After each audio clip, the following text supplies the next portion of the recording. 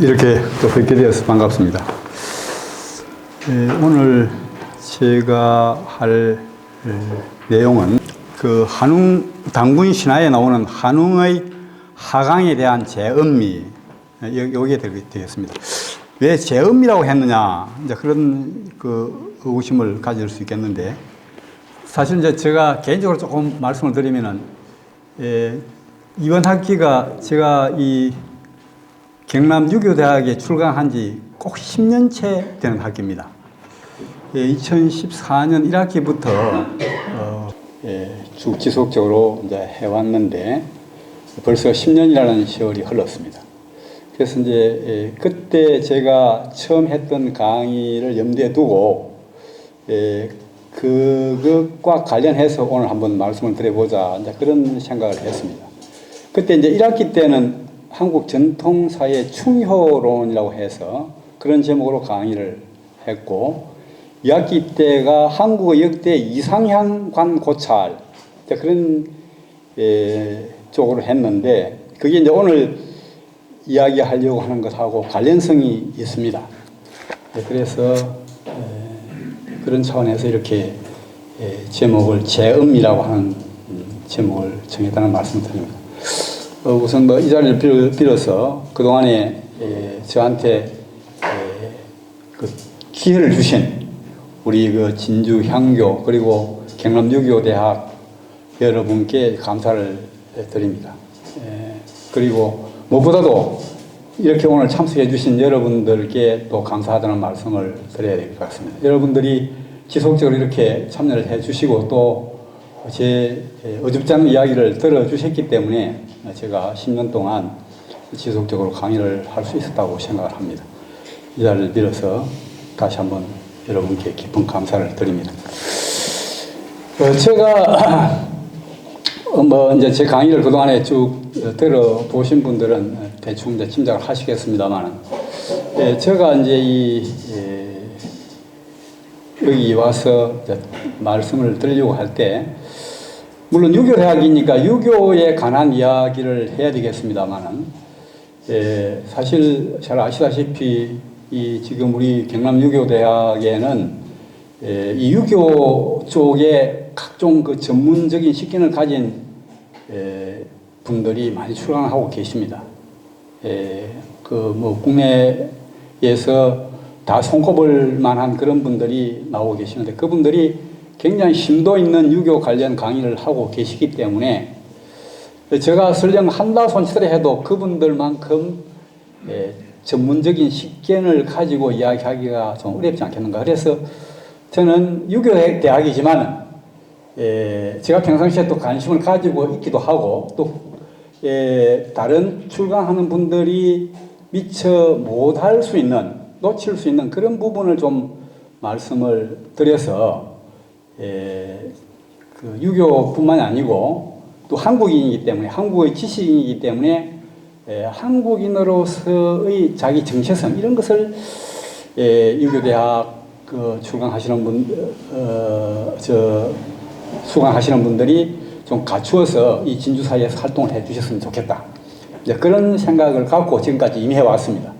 그래서 아마 개성에는 뭐 유교대학에 왔는데 유교 관련 이야기는 안 하고 엉뚱한 이야기를 한다, 그런 생각을 하실 수도 있겠습니다만, 사실 뭐 제가 유교에 대해서 저도 전공을 한 사람이고 또 지속적으로 관련 책을 보고는 있습니다만은, 워낙 지금 이쪽에 나오시는 분들이 전문적인 식견을 가지고 계시는 분들이기 때문에, 물론 제가 유교 관련된 이야기를 전혀 안 한 건 아닙니다. 뭐 남맹과 관련되는 이야기도 했고, 제가 전공한 대강 치안기와 관련된 이야기도 했습니다만, 가급적이면은 저는 좀 다른 측면에서 말씀을 해야 되겠다는 그런 생각을 해왔다, 그 말씀을 드리겠습니다. 제가 이제 평상시에 또 인성교육 관련해서 말씀을 드렸습니다만, 인성교육의 3대 요소로서 제가 이제 말씀을 그동안에 드렸던 것이, 첫째는 지향처를 잘 세워야 된다. 우리가 인성교육을 제대로 효과적으로 하자면은, 그래서 이제 지향처 세우기 교육, 그 삶의 궁극적인 목표를 잘 정해야 된다, 그 이야기고, 그 다음에 두 번째가 명상을 해야 된다. 명상을 해서 집중력과 의지력을 대항을 해야 된다, 이제 그 말씀을 제가 드렸고, 그 다음에 이제 세 번째가 습관화 교육을 해서 결국은 인성교육의 효과는 내 삶의 습관이 바뀌는 데서 오는 것이다. 결국 인성교육이 이론적인 탐구에 그쳐서는 안 되고 습관의 변화까지 가지 않으면 안 된다. 그런 이야기를 제가 전에 한 적이 있습니다. 그 중에서 첫 번째가 이제 지향처 세우기 교육인데 삶의 궁극적인 목표가 분명해야 된다는 이야기를 저는 이제 자주 합니다. 그게 굉장히 중요하다는 생각을 하기 때문에 그게 이제 인생의 승패를 가르는 가장 중요한 그 기준이라고 봅니다. 삶의 궁극적인 목표가 있느냐 없느냐. 그랬을 때 이제 그럼 너는 그렇게 이야기하는 당신은 어떤 삶의 궁극적인 목표를 가지고 있느냐 그렇게 되물으실 수 있거든요. 그래서 제가 이제 드릴 수 있는 말씀이 저는 이 한국 철학을 전공하는 사람으로서 이 시대에 그 한국 철학을 대학에서 강의하고 또 연구할 수 있는 기회를 부여받은 사람으로서 내가 가져야 할 삶의 목표가 무엇이겠느냐라고 했을 때 우리나라를 강하면서 선한 문화 국가로 만드는데 이론적인 토대를 한번 제공해보자. 이것이 제가 어느 시점부터 품어온 저의 삶의 궁극적인 목표입니다. 지금도 저는 그 목표를 향해서 저 나름대로 나아가고 있습니다. 강하면서 선한 문화 국가를 이루는데 기여하는 삶을 살겠다. 그건 제가 정치하는 사람이 아니기 때문에 정치적으로 기여하는 것이 아니고 이론을 탐구하는 학자니까 강하면서 선한 문화 국가를 이루기 위한 이론적인 토대를 제공하는 일을 하겠다. 그런 이제 생각을 제가 쭉 해왔습니다. 이 강화에서 선한 문화국가에 대해서는 제가 좀 이따 말씀을 드리겠습니다만, 그랬을 때 제가 이제 이러한 문화국가가 앞으로 우리가 나아가야 될 방향이고 목표인데, 과연 우리의 역사에서 그러한 꿈이, 그러한 목표가 아직까지 한 번도 실현된 적이 없었던가? 아니면 실현된 적이 있었던가? 그러면 그때가 언제냐? 또 이러한 목표 실현과 관련해서 나만 이런 문제의식을 갖고 있느냐? 아니면 앞시대에 살았던 우리의 선조들 가운데서 이런 문제의식을 가지고 이런 부분에 대해서 탐구를 했던 분이 있었던가? 이런 것에 대해서 이제 제가 살펴보게 되었습니다. 그러면서 제가 이제 이 당구의 신화를 다시 보게 되었는데, 이 당구의 신화에 나오는 한웅의 하강 부분을 제가 음미를 하면서 그야말로 한호작약했습니다. 야! 바로 한웅이 벌써 이런 나라를 이뤘네? 근데 이제 당구의 신화를 연구하는 사람들은 많이 있습니다만은 그런 부분에 주목을 하고 그걸 갖다가 강조하는 사람들은 아직 저는 만나보지 못했습니다. 어떻게 보면 이제 이건 저 독창적인 저 의견이라고 볼 수 있겠는데, 이 한웅이 이미 그런 나라를 꿈꿨고 그런 나라를 실현을 했네. 제시이와 홍익인간, 그리고 뭐 오사의 실현, 그리고 또 그러한 나라가 뭐 한웅이 우리가 신화시대 인물이고 그 언제적 사람인지 실제로 있는지 없는지도 모르겠다 이렇게 생각하기 쉽습니다만은, 우리가 이제 건국신화를 우리가 자세히 들여다보면은 그것은 사실 실제 했던 역사를 압축해 놓은 거거든요. 신화화시킨 것이기 때문에 분명히 그건 있었다고 봐야 됩니다. 그리고 이제 그 신화화 되는 과정에서 그 신화를 만든 집단, 우리의 그 민족 선조들이겠죠. 그분들의 어떤 여망, 비원, 소망 이런 것이 그 신화 속에 담기기 마련입니다. 그래서 그 한웅의 하강에 의한 개별 혹은 지상세계의 청산화라고 하는 이러한 것은 대단히 우리한테 큰 시사를 준다. 그런 생각을 저는 했습니다. 그러면 또 이제 한편으로 우리의 역대 선조들 가운데서, 물론 기록상에 남아있는 선조들입니다. 이런 한웅이 꿈꿨던 강소 선한 문화 국가를 다시 실현하기 위해서 나름대로 노력했던 사람들이 없었던가? 그런 쪽으로 제가 이제 문을 돌려봤을 때 역시 많은 사람들을 발견할 수 있었습니다. 이제 어떤 개인을 이야기한다면은 어떤 사람들을 들 수 있겠느냐 할 것 같으면 궁예를 들 수 있고, 우리가 역사적으로 굉장히 말하자면 좀 부정적인 평가를 받는 사람들입니다. 궁예를 들 수 있고, 그 다음에 묘청을 들 수 있고, 신돈을 들 수 있고 정유립을 들 수 있고 체조를 들 수 있다. 이런 식으로 봤습니다. 자, 이제 그런 것을 제가 염두에 두면서 저는 여전히 우리는 아직 강원석 선화 문화국가라고 한 궁극적인 그 목표에 도달하기에는 아직 미치지 못한다. 우리의 무슨 의식 자체가 아직 제대로 정리가 안 돼 있다라고 하는 그런 걸 지적을 하면서 제 이야기를 한번 해보겠습니다. 자, 이제 당군 신화 일명 그걸 뭐라 그러냐 하면은 고조선조, 삼국유사에 나오죠. 고조선조 내지는 왕금조선조라고 그렇게 이름이 붙어 있습니다. 근데 그 당군 신화의 내용은 이미 다 잘 알고 있습니다. 그런데 그 당군 신화를 자세히 읽어보면은 한웅이 나오고 당군이 나오는데 그게 왜 당군 신화라고 하는 이름이 붙었냐라고 하는 의구심을 우리가 먼저 갖게 됩니다. 왜냐하면은 이 당군 신화의 주인공은 당군이 아니고 한웅입니다. 한웅이 없었다고 한다면 당군은 아무 의미가 없는 존재가 되고 맙니다. 결국 당군은 한웅의 뜻을 받들어서 나라를 세웠고 당군 조선을 세워서 그걸 우리한테 물려줬다라고 하는 그런 의미를 갖게 되는 것이고 바로 한웅이야말로 정말 물려줄 만한 나라를 만들어낸 사람이다. 그게 이제 뭐 시드록에 나옵니다만 어쨌든 만들어낸 그런 리더였다.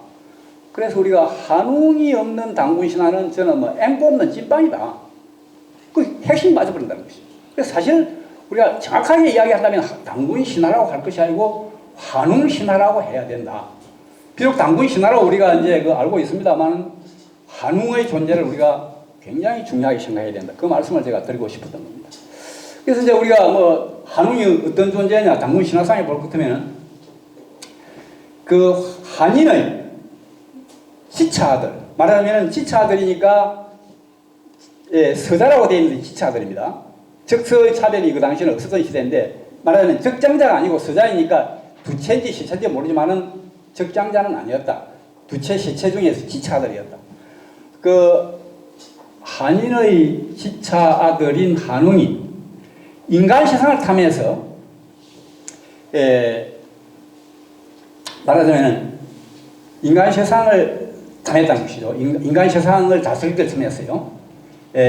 그래서 이제 그 아버지 한인이 하시 삼위태백, 그러니까 하늘에 이제 있는 존재겠죠. 하늘에서 삼위태백 지방을 내리다 보니까 그 지역이 가히 홍익인간, 홍익인간 갈망한지라 이제 자기 아들의 뜻을 알았으니까 그래서 그 자기 아들에게 천부인 세계를 줘서 내려보냅니다. 그래서 한웅은 자기 아버지로부터 천부인 세계를 받아서 풍배우사 운사 및 삼천의 무리를 거느리고 태백산정 신단수 아래로 내려와서 신시를 베풀고 제세이화한다. 그런 말입니다. 제세이화. 자, 이 제세이화라는 말이 굉장히 중요한 말인데 이것도 이제 우리가 지금 정확하게 풀이를 못하고 있습니다. 이 뜻은 무슨 뜻이냐면 인간 세상에 있으면서 이상적으로 다스렸다는 뜻입니다. 이 화는 바꿀 하자고 변화시킨다. 거기에 이화가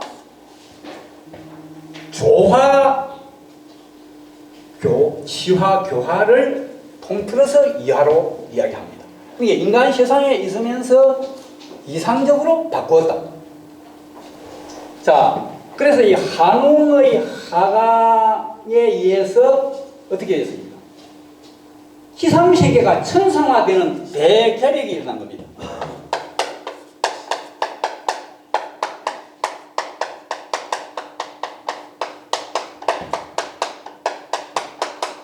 이걸 갖다가 이제 개벽이라 하죠. 개벽.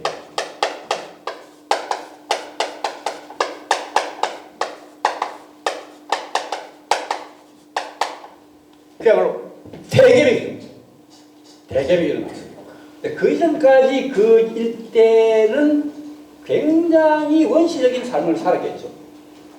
그래서 이제 결국 그 한웅의 하강에 의한 하강이죠. 천상세계에 있으면 아무 걱정 없이 잘 살 사람이 일부러 자청해서 지상세계로 내려와가지고 지상세계를 천상화시키는 대개벽을 일으켰어요. 그게 가능했던 것이 뭐냐? 자, 풍백우사 운사의 도움을 받았습니다. 첫째. 그 다음에 천부인 세계를 자기 아버지로부터 받아서 그걸 하려고 했기 때문이다. 그 다음에 또 삼천의 무리가 자기와 같이 내려와서 풍백우사 운사뿐만 아니라 삼천의 무리도 역시 한웅의 이상적인 통치를 뒷받침해줬겠죠.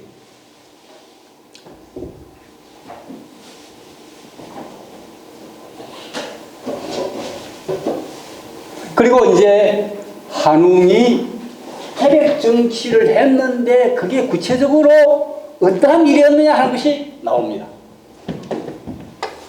오삼이 360여사를 다스렸다. 그렇게 되어 있거든요. 그게 오사가 뭐냐? 거기 책에 나오면 주고, 폭식을 주관하고. 이 경제력입니다. 경제력. 요즘 치면 경제력입니다. 그 다음에 주명, 생명을 주관하고. 이건 국방력입니다. 그 다음에 주병, 병을 주관했다. 이 말은 말하자면 요즘으로 치면 의료보험, 의료보장을 실시했다 이겁니다. 말하자면 병에 걸린 사람을 낫게 해주는 정치를 했다 이겁니다. 주고, 주명, 주병. 그러니까 뭡니까? 경제력, 국방력, 요즘 같으면 이제 사회보험이, 사회보장이 되죠. 의료보험. 이걸 실시했고, 딱 순서 그대로입니다. 그 다음에 주형, 행벌을 주관했다. 이건 뭐냐? 법질서와 기강을 분명하게 확립했다는 것입니다. 그래서 신상필벌, 일벌 100개의 법질서를 확립했다 이겁니다. 잘못하는 놈한테는 거기에 걸맞는 벌을 주는 거죠.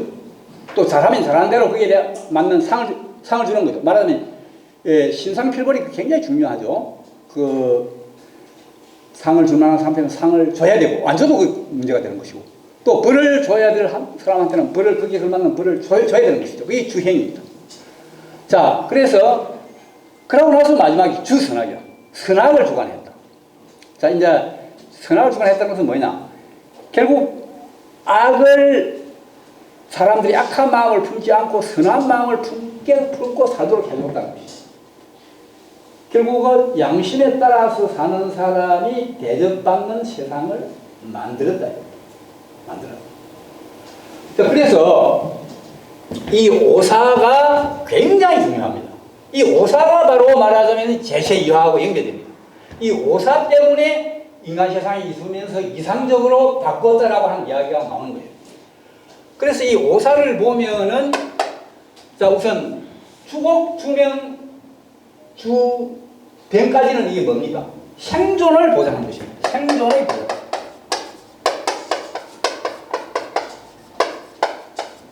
생존을 보장합니다. 우리가 먹고 살기 위해서는, 살아남기 위해서는 경제가 없으면 안 되죠. 그 다음에 국방이 없으면 안 됩니다. 외국의 침입을 우리가 막아내지 못하면 암만 경제가 뭐 앞서 있어도 그건 소용이 없는 거죠. 그 다음에 주병. 물론 인간이 그 사는 한 7병의 완전한 극복은 어려워요. 안 그렇겠습니까?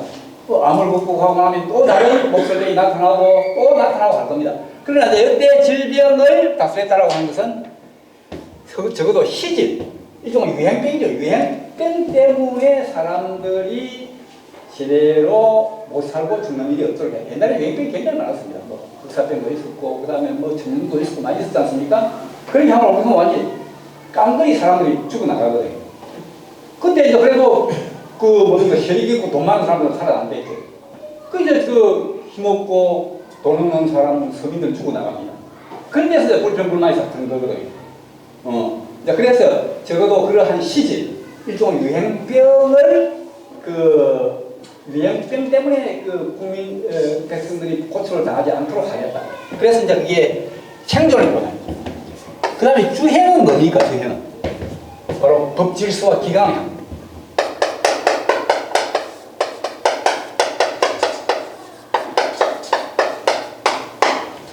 그래서 이 오사 가운데 이 세 개하고 요 한 개가 뭐냐? 이게 강한 나라의 조건입니다. 이게 강한 나라가 됩니다. 강한 나라. 물론 이 순서도 딱 그대로입니다. 오늘 우리 정치하는 사람들 다 제대로 정치하고 말하자면 성공적인 정치를 하는 사람들은 다 이 조건을 조금도 어김없이 그대로 합니다. 경제력 바탕으로 해가 국방력, 그 다음에 의료보장, 사회보험, 그리고 나서 이제 법질서와 기강 확립, 이게 지금 우리나라가 제대로 안 돼 있기 때문에 뭡니까? 우리나라가 생존은 보장이 되는데 법질서 기강이 확립이 안 돼 있기 때문에 여러 가지 문제가 많이 생겨있죠. 문화국가가 안 되는 거예요, 문화국가가. 그래서 이제 이 강한 나라를 바탕으로 해서 그 다음에 뭡니까? 선한 나라. 그게 주선악이거든요. 그래서 이게 주선악이니까 선한 나라. 강한 나라 플러스 선한 나라. 이것이 뭡니까? 바로 문화국가인 거예요. 여기에 이제 문화국가입니다, 문화국가. 문화국가라는 건 뭐냐? 고급 문화를 끊임없이 창출할 수 있는 나라입니다. 고급 문화라는 게 뭡니까? 저급 문화의 반대말이죠. 우리의 정신을 고양시켜서 진리적인 삶을 살 수 있도록 해주는 문화가 고급 문화죠. 그래서 이 순서대로 이루어졌을 때 우리가 문화국가가 되는 거예요. 고급 문화를 계속해서 창출해내고, 그렇기 때문에 세계가 말하자면 그 나라를 문화적인 종주국으로 삼으면서 세계가 그 나라를 이루는 겁니다. 위대한 나라로 이 부상이 되는 거죠. 자, 이런 나라를 바로 한웅은 이루어냈다 이겁니다. 이 얼마나 대단한 이야기예요. 그리고 이러한 나라를 바로 당군에게 불려줬습니다. 그 당군은 거기 이제 부자지간으로 나옵니다. 실질의 역사에서는 그게 어떻게 되는지 모르겠습니다만, 아버지의 그 뒤를 이어서 당군 조선을 건립을 했고,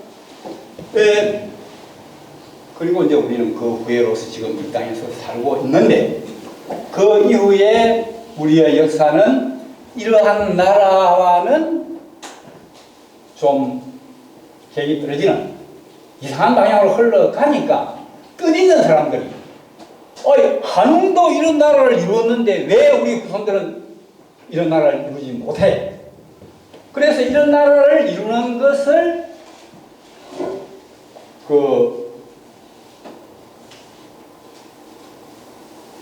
강조하면서 나라를 따르라 이런 식으로 미역국이 계속 풀이를 하고 나라를 따르라. 그에 가리는 이제 궁이라든가 묘청이라든가 신동이라든가 이런 부의 사람들이 벌써 이걸 읽었던 거예요. 읽어내서 새로운 나라를 이루기 위해서 깃발을 들었던 것입니다. 그래서 이제 우리가 이 강하면서 선한 문화국가를 우리가 앞으로 이게 실현해야 된다. 저는 그 생각을 많이 하고 있거든요. 그런데 참 지금 현재 굉장히 조건이 좋습니다. 우리가 이미 강한 나라가 되어버렸어요. 굉장히 조건이 좋습니다. 그죠? 우리가 지금 생존이 보장되는 강한 나라가 아니고 말하자면 강한 나라까지는 아직 안 됐고 생존이 보장된 나라에 우리가 살고 있습니다. 그렇지 않습니까? 경제력, 그다음 국방력, 의료보장, 이 우리나라가 지금 굉장한 나라죠. 과거에 우리 어렸을 때라든가 그 이전 시대를 비교해보면 이런 정말 어마어마한 차이가 나죠. 그죠? 정말 엄청난 우리가 발전을 해서 생존이 보장된 나라에 살고 있는데 우리는 선한 나라냐? 말하자면 양심에 따라 사는 사람이 대접받고 큰 소리 치는 나라냐? 그렇지 않다는 거예요. 그렇지 않죠? 그래서 우리가 그게 예컨대 어떤 것입니까? 사기 사건 세계 1위. 인구 비례를 봤을 때 사기 사건 세계 1위. 자살률 세계 1위. 행복 지수가 엄청나게 낮아요. 그리고 고소 고발 건수가 인구 비례로 일본에 비하면 100배. 선한 나라가 아니죠. 굉장히 거친 나라. 생존이 보장이 되었는데 왜 선한 나라가 안 되느냐? 선한 나라가 안 되기 때문에 고급 문화를 창출해내지는 못하는 거예요. 지금 현재 한류 열풍 삼고 하는데 그거보다 훨씬 우리의 잠재력이 큽니다. 정말 세계를 감동시킬 고급 문화를 만들어낼 수 있는 영향을 가지고 있는데 이게 선한 나라가 못 되기 때문에 선하게 살 거면 도리어 바보 취급당하는 거예요. 양심에 따라 살 것 같으면 도리어 바보 취급당하는 그런 분위기가 아직까지도 우리한테 강하게 남아있습니다. 왜 그렇게 되었느냐? 저는 이 법질서와 기강 확립이 안 돼서 그렇다고 보는 것입니다. 그래서 뭐 검찰개혁이라는 이야기를 그 문재인 정부부터 했는데 국민들이 처음에 굉장히 그게 호응을 했어요. 왜? 사실 이것만 되면 말하자면 법 앞에 많이 평등한 그러한 그 사회만 확실하게 만들면 신상필벌 일벌백계의 그런 나라만 만들면 우리나라는 급속하게 선한 사람들이 컨트롤 치는 나라가 바뀌어갑니다. 우리나라는 모든 게 굉장히 빨라요. 근데 생존이 보장되는 생존의 조건은 이루었는데 선한 나라가 안 되는 이유는 법질서 기강이 안 돼서요. 그래서 검찰개혁 들고 나오니까 국민들이 기대를 하고 한우자격했는데 검찰개혁이 실패했죠. 실패했습니다. 그래서 이제 여전히 이 법질서와 기강 확립은 여전히 우리가 이루어야 될 과제로 남아있는 거예요. 이게 굉장히 중요하다는 이야기입니다. 자, 어쨌든 그런 측면에서 저는 이제 이 환웅의 하강 이걸 갖다가 굉장히 저는 강조를 하고 있고 우리 교재를 보시면은 제가 거기에 대해서 정리를 해놨습니다. 여기 이제 한웅은 저는 이제 용이라고 보거든요. 우리 민족 최초의 용입니다. 한웅은 우리 민족 최초의 용이에요. 왜 한웅이 용인가를 설명을 하겠습니다. 자, 한웅이 태백산점 신당수 알아내려올 때 풍배구사 운사를 건너고 왔습니다. 그렇죠? 풍배구사 운사라는 건 달리 이야기하면 뭡니까? 바람, 비, 구름 아닙니까? 자, 우리가 용조를 찾아보시오. 백과사전에. 용조를 찾아보면은 용은 물론 상상의 동물입니다. 용이 출현할 때는 5가지 기후적인 조건을 가졌을 때 용이 출현한다라고 되어 있습니다. 그게 뭐냐? 바람이 불고, 그다음 물론 하늘에 구름이 꽉 끼어 있고, 그다음 거기에서 비가 내. 풍배구사 운사입니다. 그게 내성백력과 번개가 칠 때 용이 출현한다고 되어 있습니다. 근데 그 5가지 조건 가운데서 풍배구사 운사는 뭡니까? 용이 출현하는데 필요한 3가지 조건을 이야기하고 있습니다. 그죠? 그 한웅은 용이에요. 한웅은 용인데 한웅이 용임을 알면은 여러 가지 이제 우리가 미해결의 문제가 풀립니다. 태백산정 신당수아래로 내려왔다 해서 태백산이 어디냐라고 했는데 대해서 여러 가지 설이 많거든요. 지금 경상북도 소백산, 태백산이다. 묘향산이다. 백두산이다. 그런 설이 많이 있는데 한웅이 용인 줄 알고 있으면 그 문제 해결돼 버립니다. 용은 뭡니까? 수신이죠, 수신. 미러라고 하는데 수신.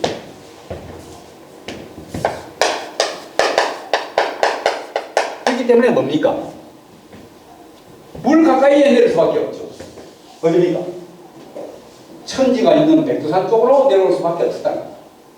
물론 천지는 발해가 뭡니까? 발해가 그 통치하는 기간 중에 폭발을 이렇게 해가지고 천지가 생겼다 그러는데 그 이전에도 천지가 없었던 건 아닙니다.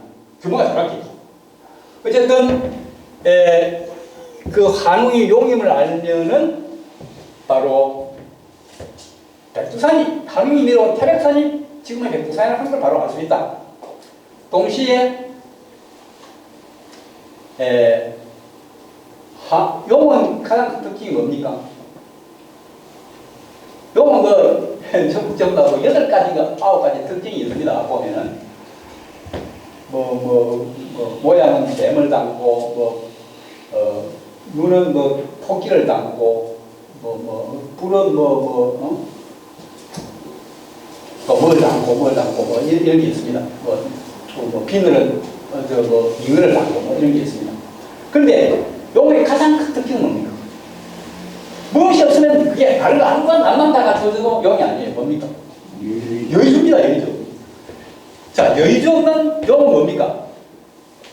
정말 앵꼬 없는 지방이죠. 그 핵심 빠져버려요. 그 여의주라는 게 뭐냐 말이에요. 여의주가.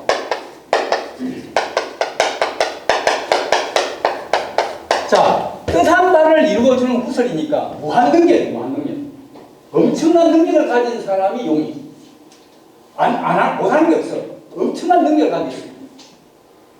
그래서 이 환웅이용이라는 것은 환웅이 어마어마한 능력을 가지고 있는 사람이다 이 말이죠.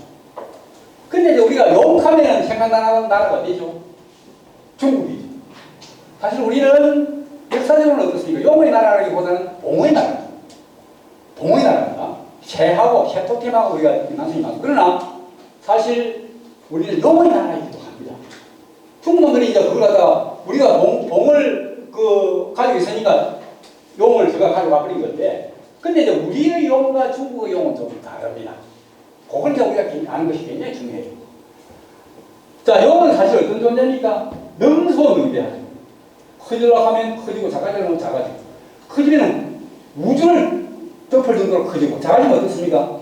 자그마한 우물에 들어갈 정도로 작아지고, 능소능대한 그러한 존재인데, 그러면 중국의 용하고 우리 한국의 용이 갖는 특징이 어떻게 다른가? 가장 큰 두드러진 특징은 뭐냐? 우리 한국의 용은 지금 한웅을 이야기합니다. 우리 민족 최초의 용인 한웅은 어떻습니까? 천상세계에서 지상세계로 하강하고 있습니다. 이게 굉장히 중요해요. 하강. 하강하는 데 비해서 중국 용은 어떻습니까? 성천하는 게 중국 용의 특징입니다.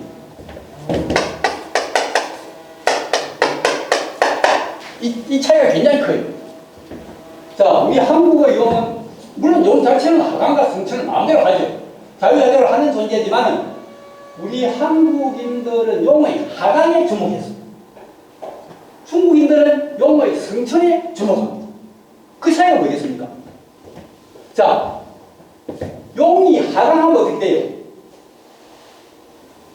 기상세계 전체가 천상합니다. 그게 공통체입니다. 용이 성천하면 어떻게 돼요? 성천하는 용 쟤만 좋아요. 저 성천하지 못하는 사람들은 용이 성천하는 말도 별 감도 없어. 그렇지 않습니까? 그래서 우리가 중국에서 용이 되는 일은 뭡니까? 출시하는 거죠. 그건 뭡니까? 어떻게 출시합니까? 과거에 합격하게 출시를 하죠. 과거에 합격한다. 이걸 뭐라 그래요? 등용문이다. 등용문.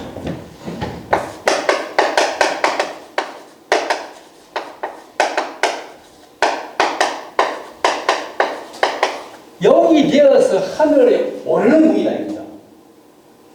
근데 시만 올라가죠. 그 영향은 가문 정도, 집안의 영광이다. 뭐 진짜 연기자가 있고 뭐 그렇습니다. 뭐 그게 이제 뭐 조상들 가운데서 소가 내과 합격하신 분들, 특히 이제 문과 위주로, 문과는 아니고 그런 쪽으로 해가지고 구성들이 우리 조상들 이렇게 훌륭했다 뭐 그런 식으로 그릴 필요가 있는데, 이게 이제 중국 사람들의 말하면 그 개인주의적인 성향이 이게 잘 드러나 있는 거죠. 이 하강한다라고 하는 것이 뭡니까? 하강하면은 전체가 다 그 용의 좋은 영향을 받는 거예요. 그래서 천상세계에 있으면 그냥 아무 고민 없이 편안하게 살 건데, 굳이 인간 세상으로 여의주를 갖고 내려와서 그 여의주가 해당되는 게 천부의 세계입니다. 천부의 세계. 천부의 세계라고 하면 여의주가 한 개인데 왜 세계나? 삼택으로 생각하면 돼요. 바로 천부의 세계는 하늘이 인정해준 능력인데, 이게 이제 시간이 얼마 없기 때문에 해야 할 이야기는 굉장히 이게 좀 제가 그렇습니다만, 천부의 세계는 하늘이 인정해준 능력이에요. 보장해준 능력이에요. 우리가 도장을 찍는다는 것은 보장해준다는 것이거든요. 그게 조화, 치화, 교화 영역이에요. 조화는 종교적인 영역인데, 그것이 말하면 오사를 연결시키면 주곡, 주명, 주병하는 그하고 연관이 있어요. 옛날에는 그게 이제 생존의 보장은 전부 다 하늘에 맡겼거든요. 종교적인 영역입니다. 그 다음에 천부의 세계 중에 3택을 생각해 보면 됩니다. 천부의 세계가 뭐예요? 하나의 택을 이루었어요. 그게 3택입니다. 3택을. 하나는 뭐였냐 하면은 치화. 그게 주행, 행물을 주관한다. 그게 치화, 정치입니다. 그 다음에 교화. 그게 주선악. 교화죠. 말하자면 사람을, 악한 사람을 전악, 경선해가지고 말하자면 사람을 선하게 만들어내는 이것이 교화입니다. 이러한 능력을 천부의 세계로 표시를 했던 것입니다. 그게 바로 무한한 능력을, 그게 여유로 표현되는 거예요. 그 한웅은 용이었다라고 하는 그 말씀. 그리고 이제 우리가 또 이제 여기에서 제가 말씀드리고 싶은 것은, 제가 이제 제 나름대로 이 부분에 대해서 굉장히 그 관심 깊게 이제 탐구를 해봤습니다. 자, 고구려 신라 백제가 있는데, 신라는 한웅 풍배의식을 굉장히 강하게 가지고 있는 나라. 한웅과 같이 내려온 존재가 풍백이죠. 풍백 우사 공사를 걷는 것 같지 않은데, 풍백은 바람의 신인데, 이게 풍백이 봉입니다. 봉. 풍백은 풍신이고, 여기 나중에 이제 풍신이, 바람을 이는 거 풍신이하고 연관이 됩니다. 풍신. 영등하는 거. 그 다음에 이게 봉이에요. 봉. 봉인. 봉도 용과 또 마찬가지로 여유를 가지고 있습니다. 다만 아까 말씀 용은 뭡니까? 수신이죠. 봉은 뭡니까? 태양신입니다. 태양신. 봉은 태양신. 다르죠. 그래서 이제 봉이 우리 민족에게는 그때그때 나타나죠. 고조신 시대는 그러니까 한웅 시대는 풍신봉이었다가, 여기에 이제 고구려에 오면 무엇이 됩니까? 삼조로가 되죠. 태양에 살고 있는 세발 달린 까마귀. 그게 바로 봉입니다. 봉. 말하자면 봉의 변형이에요. 변형. 그 다음에 여기에 신라에 오면 무엇이 됩니까? 알령 부인을 낳은 계룡이 됩니다. 계룡. 계룡인데 사실 닭의 이미지를 가지고 있죠. 신라는 닭 토템이 굉장히 강해가지고, 신라는 삼국통일 할 때까지 닭을 안 먹었어요. 자기 할머니라고 생각한 거예요. 할머니. 근데 계룡이기 때문에 이것은 그냥 닭이 아니고 말하자면 봉이죠. 봉으로서 뭡니까? 여주를 가지고 있어요. 여자가 여주를 가지고 있다고 본 거예요. 신라. 이 신라는 굉장히 남녀 동권적인 의식, 여성에 대한 그 의식이 말하자면 남존여비가 아닙니다. 여성상이에요. 신라는 굉장히 그게 강합니다. 그렇기 때문에 신라에 3명의 여성 임금이 나올 수 있었던 게 결코 우연이 아닙니다. 그 다음에 여기 이제 나중에 뭡니까? 고려에 오면 무엇이 됩니까? 청학이 됩니다. 청학이 봉이에요. 봉. 이 지리산에 산다고 하는 청학. 그 다음에 이 조선제에 와서는 이게 쇠토템이 딱 끊어져 버려요. 왜? 조선조는 유교를 숭상했던 나라이기 때문에. 그래서 조선조에는 쇠토템이 없습니다. 특히 조선조는 고구려가 숭상했던, 고려 때까지 숭상했던 까마귀, 삼조고를 흉조로 봐버려요. 왜? 유교에서 흑색은 북방시키고 그런 죽음을 의미하기 때문에. 그래서 우리는 어렸을 때 까마귀 올 것도 태태태 하죠. 그게 이제 사실 조선조에 들어와서 생겨난 습관이죠. 고려까지 우리의 조상들은 까마귀 울음 소리를 굉장히 반겼습니다. 야, 오늘 좋은 일 미술한갑다. 굉장히 길조니까. 지금도 일본은 그대로 까마귀 울음 소리를 길조로 생각하고 있죠. 까마귀를 길조로 생각하고 울음 소리를 굉장히 간영하죠. 왜?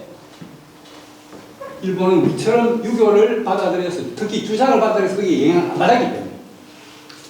우리로부터 쇠토템을 가져가고 그대로 그걸 유지를 해봤기 때문에 까마귀를 우리는 일본 사람은 추상하는 거죠. 그래서 이제 조선조는 쇠토템이 없습니다만, 조선조 말기에 등장한 동학이 우리의 고유한 것을, 여기서 제가 한번 동학에 대해서 말씀드리겠습니다만, 우리의 고유한 것에 바탕으로 해서 나온 사상이 동학이거든요. 동학에서 다시 쇠토템이 나타납니다. 그게 궁궐이에요. 궁궐이라고 하는 새가 활새, 활궁자의 세 글자입니다. 활새가 나타나서 이 활새가 굉장히 중요한 존재로 부각이 됩니다. 해월 최시행이 강시에 보면 용전 태양조 공원 대문명 문계천지를 도예술상 수리사회청 하계만이신 가만이 나오는데, 궁궐이 문명을 해당한다. 그 궁궐이라고 하는 새가, 그게 이 궁궐에 해당되는 존재가 이제 새라고 했지만 사실은 여주를 가지고 있던 한웅과 제2의 한웅과 같은 존재죠. 그런 존재가 나타나서 결국 한웅 시대의 문명, 강하면서 선한 문화국가로서의 그 이상을 다시 회복할 것이다. 그런 이야기 예언을 하고 있습니다. 자, 어쨌든 이 정도로 이제 우리가 이 신라는 이 한웅 의식이 굉장히 강한 나라인데 비해서 제가 오랫동안 연구한 결과 신라에는 당군 의식이 없습니다. 아예 그러니까 신라인들은 당군이 누군지 웅녀가 누군지 몰랐어요. 굉장히 중요한 거예요.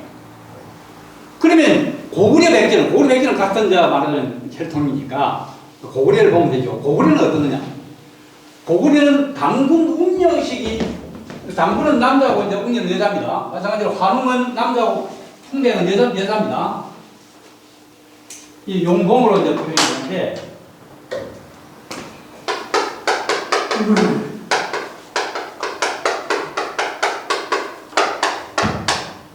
웅녀가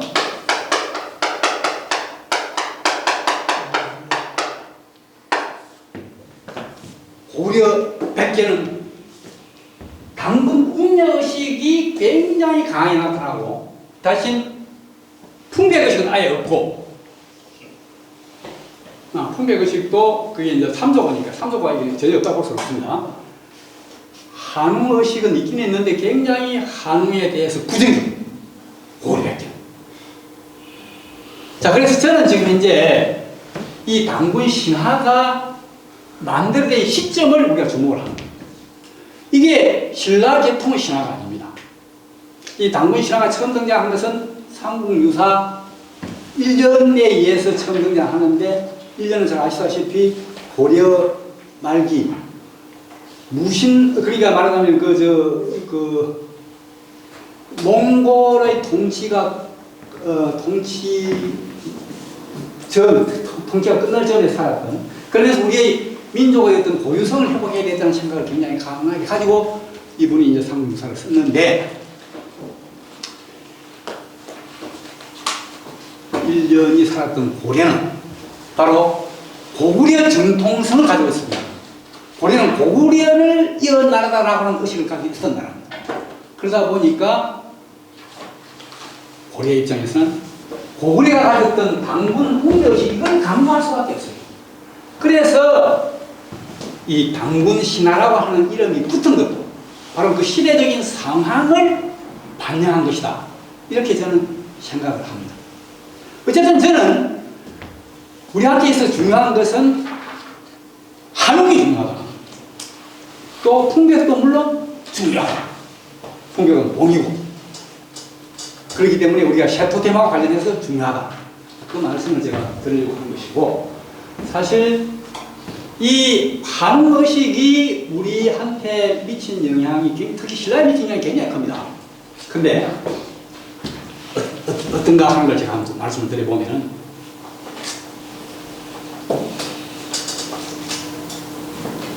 신라가 처음 받아들인 불교가 뭡니까? 미륵불교. 자, 미륵불교인데 그것도 미륵하생경 불교입니다.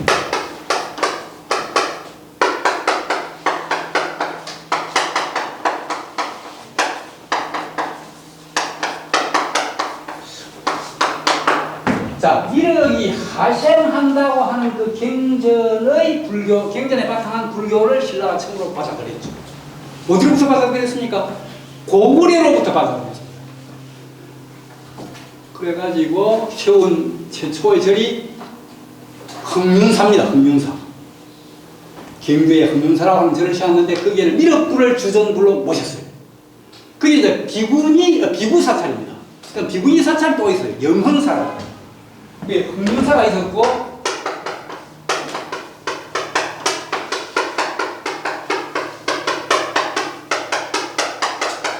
여기에 이제 이 비구니 사찰이 있어야 되니까 영흥사가 있습니다. 영흥사. 같은 시대에 펴졌습니다. 자, 그러면 왜 신라가 이 북방불교인데 미륵하생경 불교를 받아들였는가? 고구려로부터. 고구려는 왜 그 신라에 전해주고 자기네들은 이 미륵하생경 불교를 결국 지켜나가지 못했는가 하는 것도 우리가 생각할 수가 있습니다. 고구려는 그 뒤에 이제 불교가 좀 중구난방이 되어버려요. 중국 불교의 영향을 많이 받겠죠. 신라는 끝까지 미륵하생경 불교를 탁 지켜나갑니다. 자, 여기 미륵하생경 불교를 신라가 받아들일 수 있었던 이유가 뭡니까? 바로 신라인들이 한웅의식을 가지고 있기 때문에 가능해요. 그게 뭡니까? 한웅의 하강하고 미륵의 하생은 구조가 같아요. 그게 굉장히 중요합니다. 한웅이 어느 과거에 우리 조상 한웅이 천상시계에서 시상시계로 탁 내려오니까 시상시계가 천상화되는 대개벽이 일어나서 그야말로 강함에서 선한 문화국가로 바뀌었어요. 그런데 대한 갈망이 신라인들 가슴속에 있는 거예요. 한국식을 가지고 있는 사람들이기 때문에. 그래서 그러한 존재가 다시 한 번 더 나타나라! 언제 나타나나? 이런 생각을 하고 있는데 미륵 하생의 불교가 딱 들어왔네. 보니까 어떻습니까? 미륵 하생의 불교의 내용이 뭡니까? 앞으로 미륵이 이 땅에 오게 되면 이 세상이 용화세계, 이상적인 세계로 바뀐다. 이거거든요. 자, 미륵 하생의 불교에 따르면은 미륵이 옵니다. 언제 오느냐? 석가모니 부처께서 출연하시고 난 이후에 56억 7천만 년 후에 온다고 되어 있습니다. 자, 56억 7천만 년이라고 하는 게 무슨 의미가 있겠어요? 자, 그래서 이거는 별 의미가 없고, 그냥 미륵불은 미래불이거든요. 앞으로 올 부처거든요. 중요한 것은 뭐냐? 반드시 앞으로 언젠가는 오고야 말 부처. 그래서 미륵불을 당내불.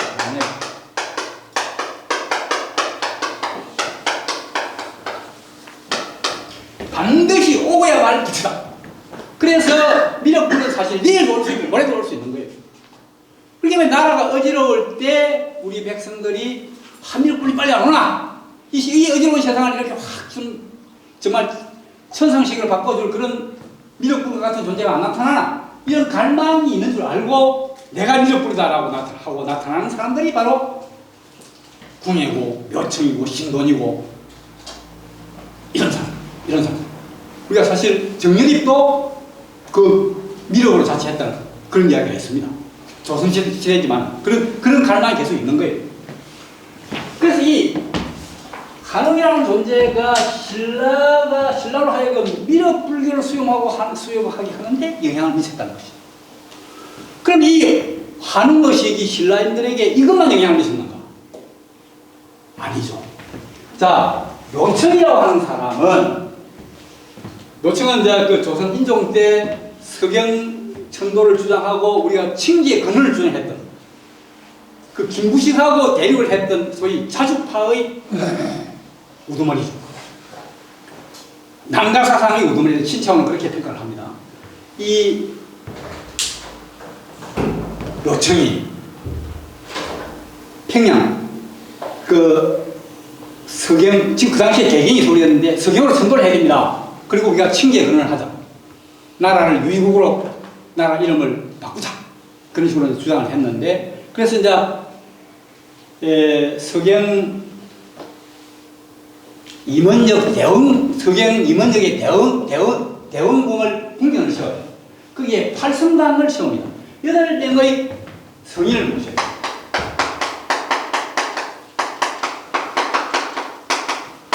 거기에 제일 처음에 나오는 신이 누구냐? 좀 깁니다. 제가 이거 적어보겠습니다.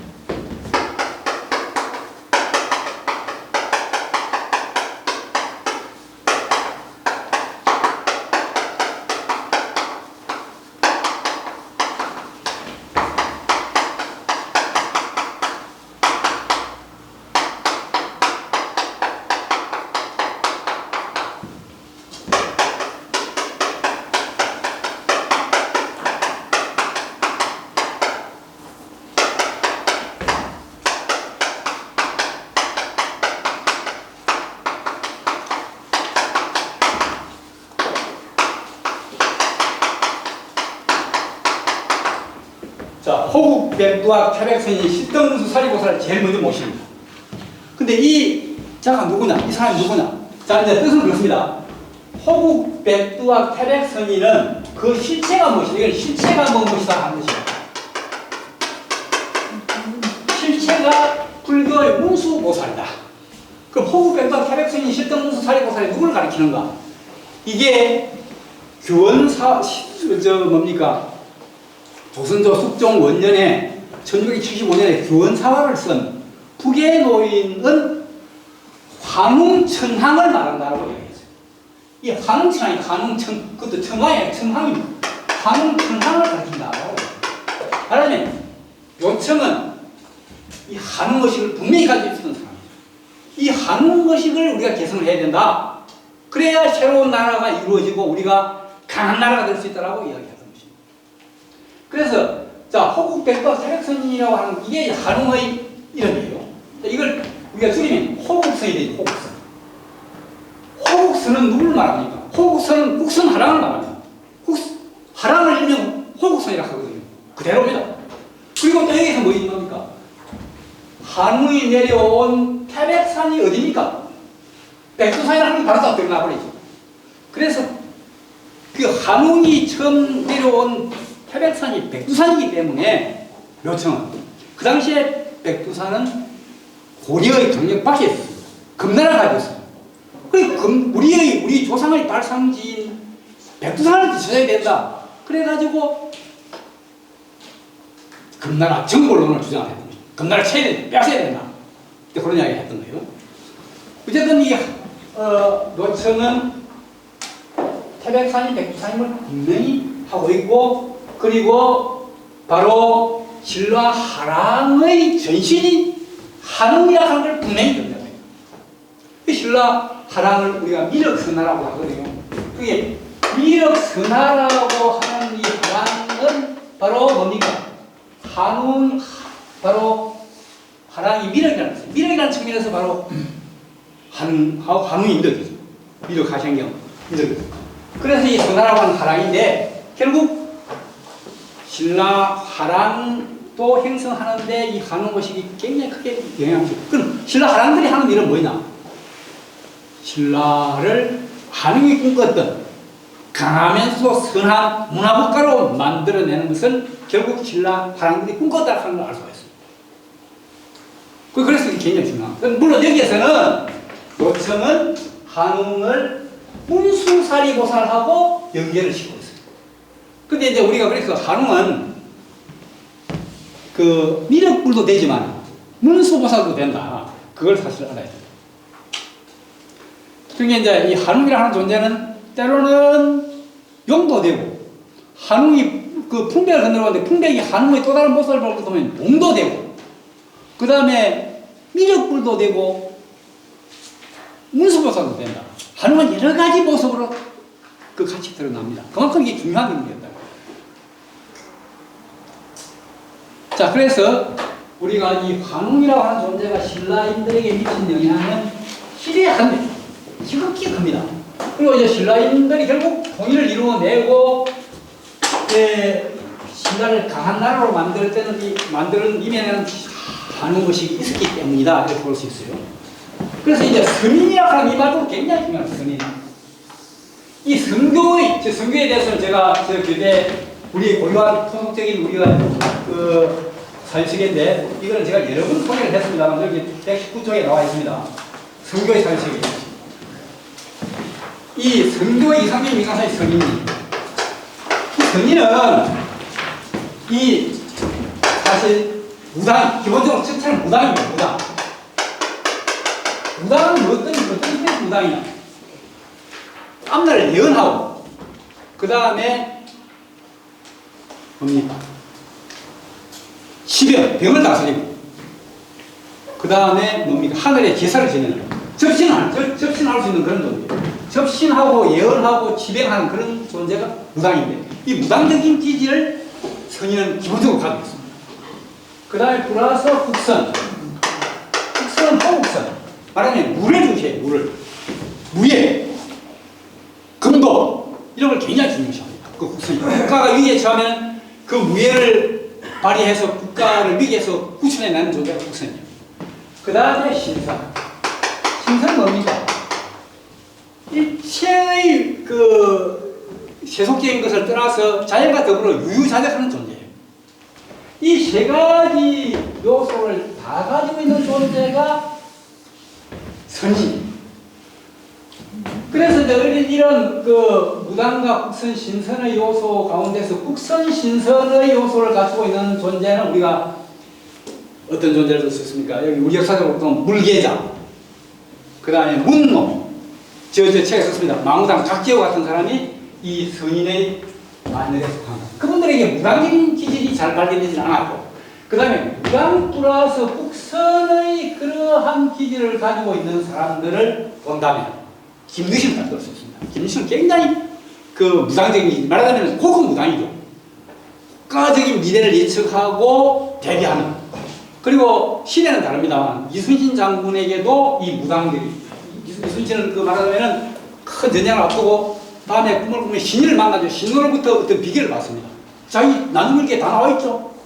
그게 이순신 장군은 말하자면 적신 능력이 있는 거예요. 자, 이런 존재들이 선인. 이 선인이, 자, 결국 저는 선인은 우리 오늘날 이야기해서 무당은 빼버리고 국선 플러스 신선이라고 본다면 이 선인이 추구하는 덕목은 뭐냐? 국선은 의를 최고의 덕목을 칩니다. 의를 추구합니다. 신선은 뭐냐? 자를 추구합니다. 자. 자는 뭡니까? 자비죠, 자비. 자비라는 뭡니까? 남한테 즐거움을 주는 열악. 남을 즐겁게 해주는 것이 자고. 비라고 하는 게 또 있습니다, 비가. 자비. 이거는 발고, 남의 고통을 제패해주는 것. 그런데 우리가 이제 국선은 의를 중시하고 신선은 차를 중시합니다. 그런 이 두 가지를 겸한 사람이 선입니다. 또 동시에 미련, 문수보살이다 이렇게 이야기할 수 있습니다. 그러면은 우리가 자 선인은 미력이라고 봅시다. 미력. 선인은 미력이다. 미력은 우리가 그 뭡니까 중국으로 받아들인 미력 하생경 종교는 중국으로 그 고구를 통해서 받아들였거든요. 받아들인 입장에서 미력은 의가 없어요. 의가 없고 그냥 자밖에 없습니다. 자. 자로 충만한 존재예요. 자비심으로 충만한 존재가 미력이에요. 근데 의가 없어요. 근데 이 우리의 미력, 신라가 미력 하생형 불교를 받아들이면서 그걸 선인화했을 때, 선인으로 통일시했을 때 이 선인 속에는 의라고 하는 덕목이 반드시 들어갑니다. 이게 굉장히 중요합니다. 그래서 신라의 미력은 선인인데 어떤 존재냐? 먼저 불의와 맞서서 싸우는 거예요. 무조건 불의적 조사 이거 아닙니다. 그러니까 주적이 있는 거예요, 주적이. 내가 상대에서 싸워야 할 적이 분명히 있는 거예요. 그걸 분명히 설정하고 그 적과 강하게 맞서 싸우는 거예요. 그게 의라고 생각하는 거예요. 그래서 싸우고 나서 이기면 어떻게 합니까?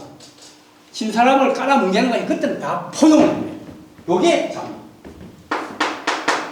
요게 신라의 화랑들이 추구했던 정신이고 또 신라 우리의 선교 이상적인 인간상인 선인이 추구했던 정신이에요. 왜 이게 중요하냐? 우리가 불교를 그냥 이래도 좋고 저래도 좋고 다 포용하는 것이다라고 생각을 하면 이게 사실 안 맞죠? 우리가 악이 있는데 악을 갖다가 그냥 내놓으라 하고 그것도 다 수용하는 것이 그게 불교다. 그거 아닙니다. 적어도 우리가 수용한 불교는 그게 아니에요. 미륵 불교. 불의에 대해서는 과감하게 맞서 싸워. 그러고 나서 의가 승리하게 하고 난 뒤에는 신사람까지 다 포용을 해요. 그게 참. 그래서 신라의 화랑들이 바로 이 정신을 가장 잘 드러내었어요. 자, 그런데 보십시오. 제가 이거까지 하고 좀 쉬겠습니다. 의자하니까 의가 여자를 합치면 생각나는 사람 있죠? 누가 생각납니까? 의자하면 누가 생각납니까? 백제의 의자왕이 생각나죠? 그래서 하나요. 자, 백제의 의자왕은 이름이 의자입니다. 왜 그렇습니까? 의자왕 때 망이기 때문에 시호를 못 받아요. 자기 아버지 무왕은 시호죠. 그 앞에 해왕, 법왕, 해왕도 전부 다 시호입니다. 근데 이 시호가 없이 이름 그대로밖에 남아있잖아요. 근데 왜 자기 아버지 무왕이 자기 아들 이름을 의자로 지었습니까? 이게 굉장히 중요하죠. 굉장히 중요합니다. 이걸 또 우리가 따져봐야 되는데, 신라가 상통일을 할 수 있었던 원동력은 화랑인데, 이 화랑은 유목문화적인 인간상입니다. 유목문화가 농경문화를 주도하는 그 사유체계의 인간상이 화랑인데, 유목문화적인 요소를 굉장히 많이 가지고 있습니다. 나중에 꼭 늑대 토템하고 관련해서 유목문화의 특징이 무엇인지를 제가 설명을 하겠습니다. 자, 그런데 이제 제가 이 신라의 선교 이상적인 인간상인 선인은 국선과 신선을 기만 존재인데 국선은 의를 추구하고 신선은 자를 추구했다. 합치면 의자가 되는데 백제의 마지막 임금이 의자왕입니다. 어째서 백제의 마지막 임금이 의자왕이래요? 요 이유를 설명하겠습니다.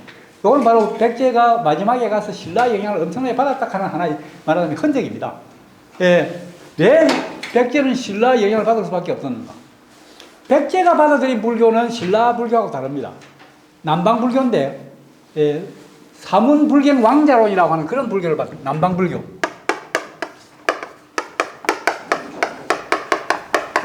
그 남방 불교의 특징은 뭐냐면 사문,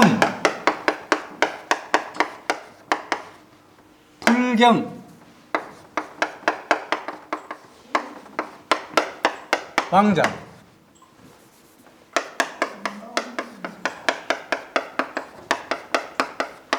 이게 이제 신라가 받아들인 북방불교, 호국호황적인 불교인데 그 북방불교는 임금과 부처를 동일시하는 거죠. 그게 신라불교의 특징입니다. 자, 이 신유왕 때 마라난타가 382년이니까 그때 백제에 전해준 불교는 남방불교에서 사문불경만자는 사문은 스님이죠. 스님은 임금에게 존경을 표시하지 않아도 된다 이겁니다. 말하자면 왜? 스님은 부처의 제자라. 부처는 시공을 초월한 보편적인 존재라. 그런 우리가 부처 공부를 하는 사람이 특정한 시대에 특정한 지역의 임금에 불과한 존재한테 우리가 왜 예를 펴야 돼? 말하자면 이 종교를 수용하게 될 것 같으면 국가에 대한 의식이 없는 거예요. 백제에 살고 있지만 우리는 부처님 가르침을 배우는 사람이라. 그렇기 때문에 특정한 시대, 특정한 지역의 임금보다 훨씬 우리가 도가 높아. 우리가 더 지위가 높아. 그러니까 임금이 와도 임금한테 격려 안 하는 거예요. 나라의 업무도 다 하지 않는 거예요. 이걸 받아들였어요, 신라가. 백제가. 그러니까 이 백제 불교는 백제의 그 국가 발전, 말하면 백제 주도의 삼국 통일을 이루는 데는 아무 도움이 안 되는 거예요. 신라는 호국호황적인 북방불교를 받아들였기 때문에 그 바로 임금과 부처를 동일시하는 거죠. 임금에 대한 존경심, 그리고 임금을 지키기 위해서는 내 목숨을 바치는 것이 바로 호구를 하는 거예요. 부처를 지키는 것이고 불법을 지키는 것이다라고 하는 그런 의식이 있는 데 비해서. 그러니까 이게 문제가 많은 거예요. 자꾸 혼자 말하자면 백제가 쪼그라드는 거예요. 이 불교 때문에. 그래서 이걸 뒤집어 엎어야 되겠다라고 생각하고 나온 사람이 바로 무왕입니다. 의자왕의 아버지 무왕. 무왕은 한국 사기 기록에 따를 것 같으면은 법왕의 아들로 되어 있는데 아닙니다. 자, 법왕은 1년 있다가 죽어요. 결국 쫓겨납니다. 법왕 앞에 해왕도 있는데 해왕도 1년 만에 쫓겨나요. 그러니까 이때 당시에 백제는 엄청나게 어려운 상황에 처했었습니다. 근데 이걸 안 버려요. 말하자면 이 불교를 안 버려요. 그러니까 백제에서는 특히 법왕 때는 일체의 살생도구를 다 거둬들여버려요. 지금 신라하고 싸워야 되는 방국인데 생명을 죽이지 마라 이거야. 당연히 적을 죽여도 안 되는 거죠. 그러니까 살생도구를 다 거둬들이니까 어떻게 전쟁을 합니까? 이런 식으로 가고 있었던 거예요. 그래서 이 무왕이 쿠데타를 일으킨 거예요, 사실은. 이 사람은 물론 왕족이기는 하겠지만 해왕 법왕하고는 아무 상관이 없는 그러한 정통성이 없는 사람인데 이 나라가 망한다. 그래서 쿠데타를 일으켜가지고 완전히 이 백제 불교를 폐지를 하고 뭘 받아들여요? 신라 불교를 받아들이는 거예요. 신라 불교가 뭡니까? 아까도 이야기 호국호황적인 북방 불교로서 미륵하생경 불교를 받아들여요. 그래서 지은 절이 익산미륵사입니다. 익산미륵사예요. 익산미륵사를 짓고 그 다음에 미륵에 해당되는 존재가 신라는 화랑인데 이 미륵 말하자면은 국선이면서 신선인 존재, 의와 자를 추구해 나갈 존재. 이거 의가 먼저죠. 의를 먼저 추구하고 그다음에 자를 추구할 존재를 자기 아들한테 네가 앞으로 의와 자를 추구해라라고 이야기한 거예요.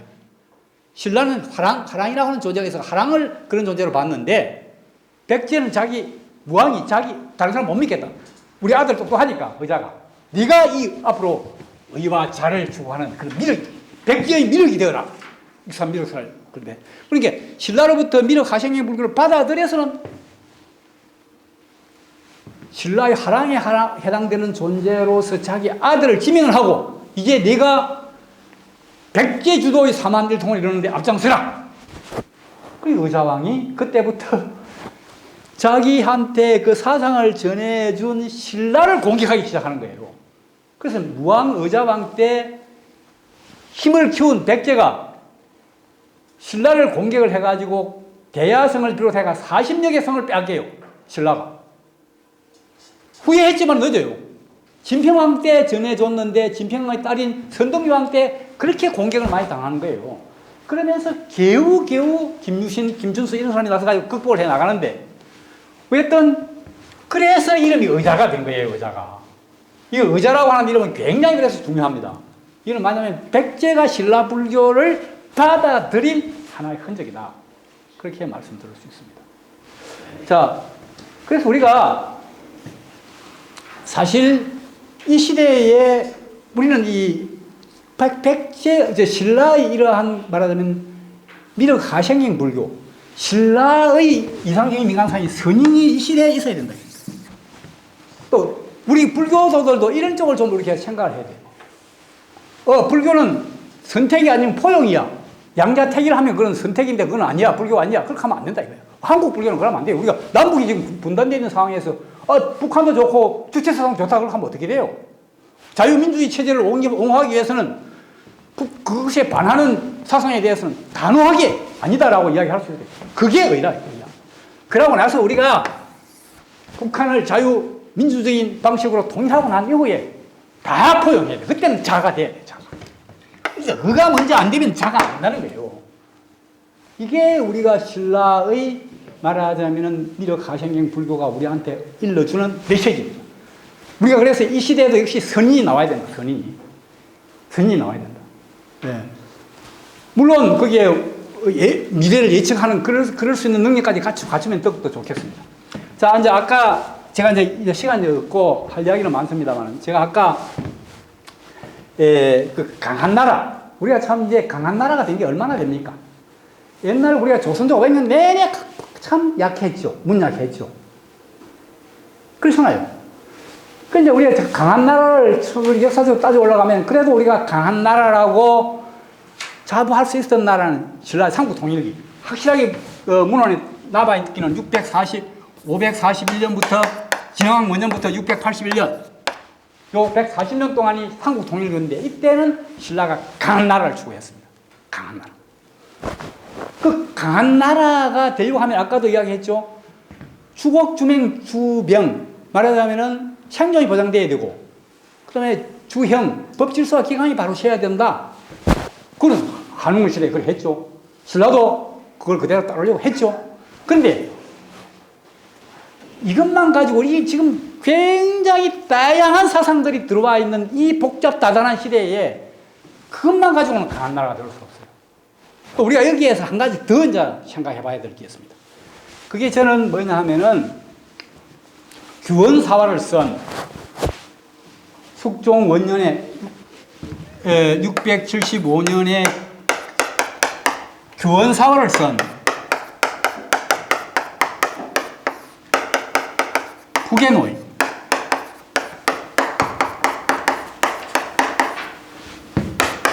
이분은 이름을 남기지 않았어요. 푸게노인이 말하는 강국의 조건 이것에 주목을 해야 됩니다. 푸게노인이 살았던 시대에 너무너무 조선은 약했어요. 약하니까 결국 백성들이 정말 뻘치게인 거예요.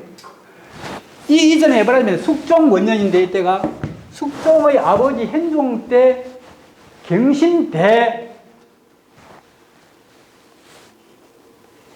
그건 뭡니까? 그러니까 경술전하고 신해연에 대기근이 일어나가지고 그게 670년부터 671년 사이입니다. 이게 경신 대기근 전 인구의 5분의 1이 죽습니다. 근데 뭐 정말 길거리에 막 시신이 절비하게 굶어 죽은 사람들이 늘어져 있는데도 국가에서 이걸 어떻게 수습을 못하는 거예요. 이런 어려운 시대를 겪어서 이게 한동한테 바톤 타치가 되었는데, 북에노이 볼 때 나라가 약하기 때문에 이게 이 모양 이 꼴이다. 강해야 된다라고 하는 그 어떤 강함에 대한 그 자기 그 비언이죠, 비언. 아주 참 비통한 그 소원이죠. 이 비언이 굉장히 강했던 겁니다.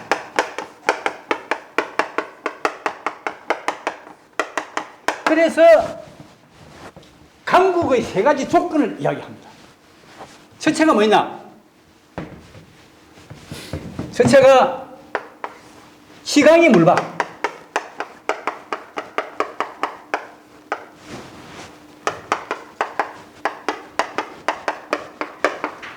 자, 땅이 넓고 물산이 풍부해야 돼. 이건 지리죠, 지리. 땅의 조건. 지리가 있어야 된다. 그 다음 두 번째가 뭐냐? 인중이 합. 사람이 좀 많아야 되고, 하합 단결해야 된다. 인하죠, 인하. 세 번째가 뭐냐? 이게 굉장히 중요합니다. 함수기성이 부실기장.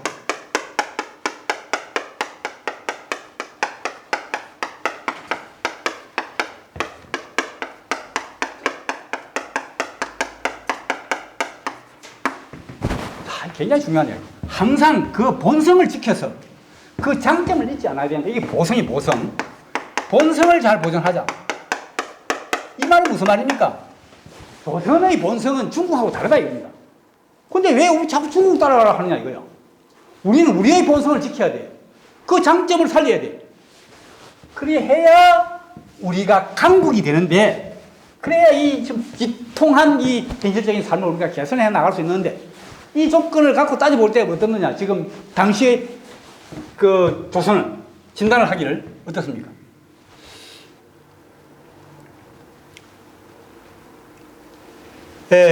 덕지리 부정이다. 지리는 얻어서 삼천리 강사이기 때문에 땅이 넓지 못해. 그래 땅의 이점은 얻었지만은 온전하지 못해. 그런데 뭡니까?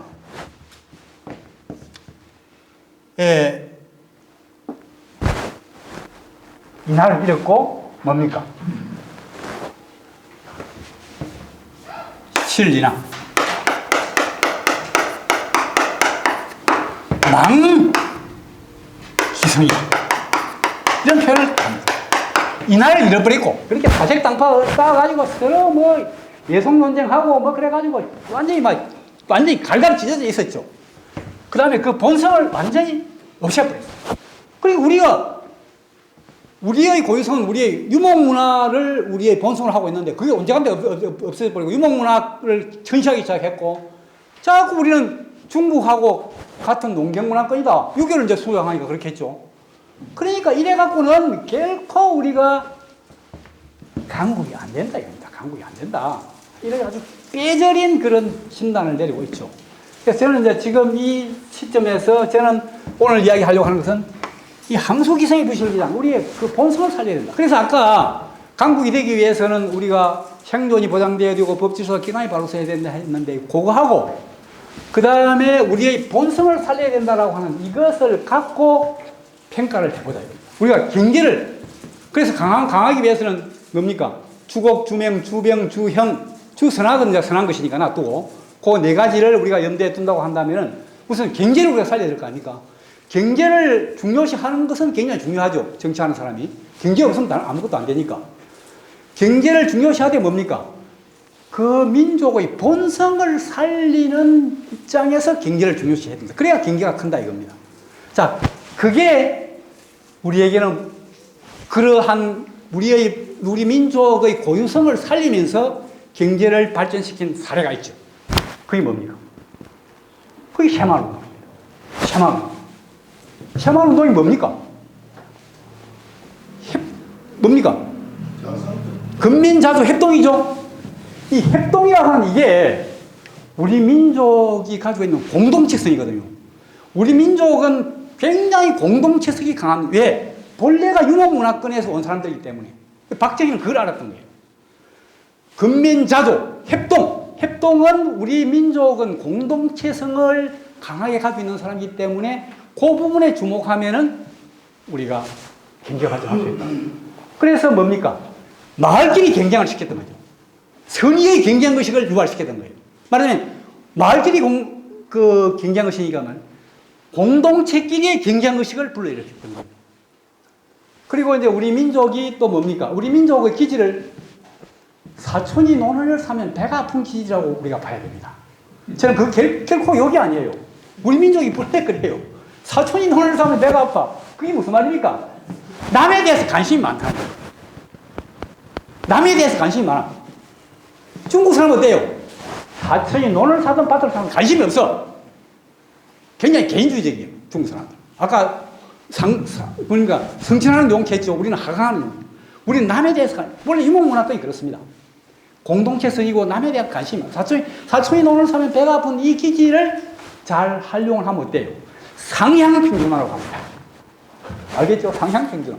예. 그러니까 상대방이 돈을 열맞이게 살 것 같으면 내가 배가 아파. 그럼 내가 그걸 갖다가 이겨내는 방법은 뭡니까? 20마디 사면 되죠. 그럼 또 상대방은 또 내보다도 사촌, 이웃 사촌도 사촌이니까. 어째 가까이 지내는 사람들도. 저기 말이야, 20마디 샀으니까 내가 30마디 사야지. 그렇게 해서 발전시킨 것이 새마을운동이에요. 그게 말하자면은 근면자조, 협동입니다, 협동입니다. 이게 그래서 이제 우리가 경제를 발전시키는 데 있어서 우리 한국 사람들의 본성을 잘 활용한 케이스다. 우리 한국 사람들이 가장 중요하게 생각하는 덕목이 뭔지 압니까? 자유가 아닙니다. 뭡니까? 평등이에요, 평등. 다 같이 잘 사는 것, 다 같이 못 사는 게 굉장히 우리 관심이 많아요. 다 같이 못 살면 별 불만이 없습니다. 그러니까 북한 사회가 지금 유지되는 이유도 다 같이 못 사니까 크게 불만이 없어요. 근데 어떻습니까? 빈부격차가 생기기 시작하면 배가 아프거든요. 근데 그걸 잘 활용하면은 상향평준화를 간다. 박정희가 그걸 잘 활용을 했죠. 그 다음에 이제 중국은 어떻습니까? 중국 봅시다. 중국은 등소평의, 모택동의가 뭡니까? 사회주의를 도입해가지고 대약진 운동, 그 다음에 문화대혁명 다 실패했죠. 몇 천만 명이 굶어 죽었습니다. 근데 그게 뭡니까? 중국 사람한테 평등의 가치가 중요시되는 사회주의를, 공산주의를 가져와서 적용을 시켰는데, 중국 사람들은 평등, 이게 안 맞는 사람들이에요. 굉장히 개인주의적인 성향이 강한 사람들인데, 그 사람들한테 공동구조라 하는 말이 지금 시진핑 때 나오지만, 모택동에도 나왔습니다. 다 같이 잘 살자 하는데, 중국 사람들이 별로 호응 안 해주는 거예요. 안 맞는 거예요, 자기네들한테. 그래가 폭삭 망했지 않습니까? 그래, 등소평이 안 되겠다 싶어가 들고 나와가지고 뭡니까? 중국 특색 사회주의. 중국의 실정에 맞는 사회주의. 우리는 한국적 민주주의 박정희 들고 나왔습니다만, 중국 특색 사회주의는 뭡니까? 결국 자본주의인 거예요, 자본주의. 말하자면 개인의 공동체가 아닌 개개인의 뭡니까? 부를 추구하는 것을 허용을 해주는 거예요. 그래서 등소평이 한 말이 뭡니까? 검은 고양이든 흰 고양이든 흑묘백모로 고양이 끼만 잘 잡으면 되지. 검은 고양이 흰 고양이 조용하지 않다. 이 중국 사람들 호응을 하는 거예요. 왜 중국 사람들 기질에 맞거든. 그래가지고 이 등소평이가 경제를 발전시키기 위해서는 말하면 틀을 만들어 놔고 거기에 장점인 후진타오, 강택민, 호금도가 호응을 해가지고 확 경제가 일어났어요. 그러니까 이제 중국 사람들은 사실 자유의 가치를 굉장히 개인주의적인, 개인주의. 중국 사람들은 굉장히 공동체의식이 약해요. 이번에 항저우 아시안게임 축구 경기 보셨죠? 당연히 우리가 이깁니다. 그건 당연히 저는 이길 거라 생각했어요. 저 보도 안 했어요. 왜? 이길기 뻔한데 그거 말라봐. 일본하고 해가 질지 몰라요. 응을 하는데 집사람이 지금 일본 중국하고 지금 축구 경기 하는데 와서 보세요. 했어. 뻔하다. 그거 이긴다. 근데 내가 바로 가서 잤어요. 절대로 그게 애가 없어요. 제가 중국에 1년 동안 있으면서 봤거든요. 중국 사람들 굉장히 축구에 약합니다. 어느 정도 약하냐? 소수민족 축구대회가 있어요. 중국에 가면은. 56개 민족이 축구대회를 합니다. 근데 우리 조선족 다 해봐야 수백만 밖에 안 돼요. 중국 한족의 그 한독팀하고 조선족 팀하고부터가 항상 우리 조선족이에요. 수백만에서 뽑은 11명 축구팀에 수십억에서 뽑은 중국 한족이 안 되는 거예요. 용을 써도 안 되고 길을 써도 안 돼요. 그럼 왜? 축구야말로 어떻습니까? 팀워크가 중요한, 개인기도 중요하지만 팀워크와 테크닉이 같이 결합되어 있는 경기가 축구죠. 그야말로 변화무쌍합니다. 그게 중국은 안 돼요. 그럼 중국 사람들 탁구 잘해요. 그 다음에 농구 잘해요. 왜? 키가 크니까. 14억 중에서 키 큰 2m 이상만 뽑아도 얼마든지 뽑을 수 있거든요.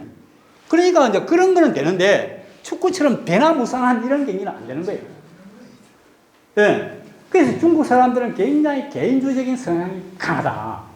그래서 공동체 의식이 굉장히 약해요. 근데 그런 나라가 사회주의를 했다는 게 참 불가사의하고, 우리처럼 공동체 의식이 강한 나라가 또 자유민주주의를 했다는 것도 좀 불가사의한데, 그러나 어쨌든 등소평과 박정희 그 경제를 발전시킨 전략은 달랐죠. 말하자면 한쪽은 뭡니까? 우리 한국인들이 평등 의식을 강조한다는 것을 주목해가지고 상향평준화로 갔고, 박정희는. 등소평은 중국 사람들이 어떻습니까? 개인적인 성향이 강하다는 걸 알아가지고 뭡니까? 중국 특색 사회주의를 해가지고 자본주의적인 요소를 도입을 해서 발전시켰어요. 그러나 다르지만은 같죠. 어떻습니까? 둘 다 그 민족의 고유성에 주목했다는 거. 굉장히 머리가 좋은 사람들이죠. 박정희, 등소평 다 머리가 굉장히 좋은 사람들. 작지만 굉장한 사람들이죠. 근데 지금 현재 보십시오. 중국 시진핑 지금 어떻습니까? 지금 이제 10년 그 집권 무너뜨리고 지금 15년째 지금 들어섰죠. 중국이 어떻게 가고 있습니까? 완전히 고립일변도로 지금 가고 있습니다. 전 세계가 중국을 좋아하는 나라가 없어요. 우리는 우리나라는 뿐만이 아닙니다. 일본, 미국 좋아하는 나라가 없어요. 그래가지고 나라 발전이 안 되는 데다가 등소평이가 시진핑이가 뭘 들고 공동부의를 들고 나왔어요. 이게 좀 망할 정도거든요. 다 같이 잘 살자. 그 말은 무슨 말입니까? 개인의 자유주의적인 경제 활동을 용납하지 않겠다는 거예요.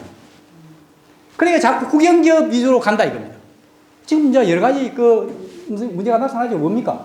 청년 실업률. 16세부터 24세 사이의 청년 실업률이 21점 몇 %인데, 우리는 5.6%죠. 우리도 지금 현재 사실 대학 나와 노는 사람이 많죠. 근데 5.6%밖에 안 돼요. 중국은 21.6%예요. 근데 그것도 일주일에 1시간만 일을 해도 취업이 된 걸로 쳐져봐야 그렇다는 거예요. 실질적인 지금 실업률이 얼마나? 46%? 어떤 사람 60%, 70%가 간다. 제가 중국에 1년 있어 봐서 아는데, 중국의 지식인들이 지금 세계 돌아가는 거 다 알고 있어요, 이미. 부글부글 꺾고 있습니다. 말을 못할 뿐이지. 저끼리 돌아서면 저끼리 온갖 욕을 다 하고 있어요. 그게 언제 터져나올지 모릅니다. 이제 오래 못 갑니다. 제가 이런 능력이 없습니다만, 돌아가는 상황을 보고 보면 저 중국 시진핑 체제 오래 못 갑니다. 저기 크게 어떤 분열로 가든지, 아니면 정권이 교체가 되어서 활로를 찾든지, 그거 어떻게 될지 모르겠습니다. 오래 못 갑니다. 자, 저는 왜 이 이야기를 하느냐. 기회가 왔다. 우리한테 기회가 왔다. 중국이 분열될 때가 우리가 통일할 수 있는 기회입니다. 그 기회를 잘 포착을 하는 리더가 중국이 분열될 때 우리의 리더이기를 바랍니다. 괜히 친중, 종북적인 그런 이상한 생각을 가지고 있는 사람이 리더를 하고 있으면 그런 기회가 천만 만나러 와봐도 아무 소용이 없어. 그런 기회는 분명히 온다. 근데 내가 볼 때 윤 대통령은 방향을 옳게 정하고 있기 때문에 저는 그런 기회를 잘 안 놓칠 것 같다라고 하는 생각을 하는데 모르겠어요. 자, 어쨌든 제가 이제 좀 이야기가 조금 이렇게 중흥부흥합니다만, 제가 이제 드리고자 하는 말씀은 앞으로 우리의 사유체계는 어떻게 해야 되느냐. 저는 안방 사랑방론을 이야기를 많이 합니다. 안방 사랑방.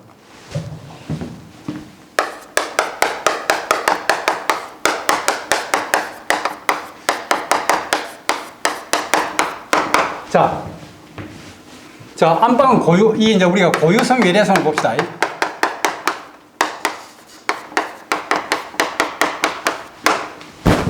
우리의 고유성은 유목문화입니다. 우리는 뭘 본래 초원에서 말 타고 할 쏘고 사냥하고 그리고 목축을 하던 그러한 DNA를 가지고 있습니다. 우리가 몽골 반도까지 덜 미길 필요도 없어요. 얼마든지 그걸 많이 찾아올 수 있습니다. 신라 김씨들은 전부 다 흉노도 구해드립니다. 외래성은 우리가 농경문화입니다.